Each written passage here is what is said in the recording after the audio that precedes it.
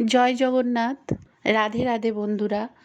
আজ জ্যৈষ্ঠী মাসের পূর্ণিমা, জগন্নাথের স্নানযাত্রা।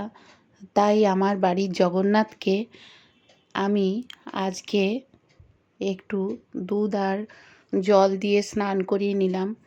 কথিত আছে জগন্নাথ দেব এই স্নানযাত্রার দিন জগন্নাথের গা জ্বালা করে, তাই রাজা জগন্নাথে দেবের মূর্তিতে ঘড়া ঘড়া দুধ আর জল, শীতল জল দিয়ে কুয়ো থেকে জল তুলে মা শীতলার যে কুয়োতে থাকেন সেই শীতল জল দিয়ে জগন্নাথকে স্নান করানো হয়।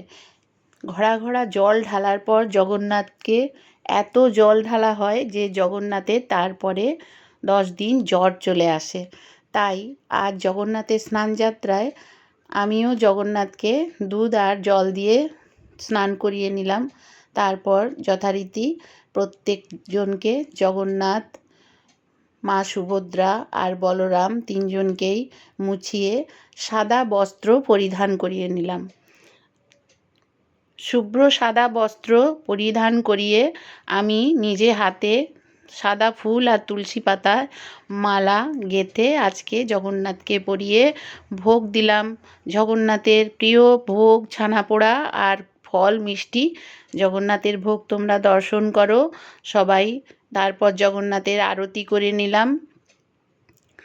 সব ভক্তরা, সব বন্ধুরা জগন্নাথের ভোগ দর্শন করো, জগন্নাথকে দর্শন করো। আর জগন্নাথের স্নানযাত্রা, তাই জগন্নাথকে সাজালাম। কীরকম লাগছে বন্ধুরা অবশ্যই একটু কমেন্ট করে জানিও। আর রিমস ক্রিয়েশনকে সাপোর্ট করো, পাশে থেকো। ভালো লাগলে সাবস্ক্রাইব করে দিলেও। রাধে রাধে।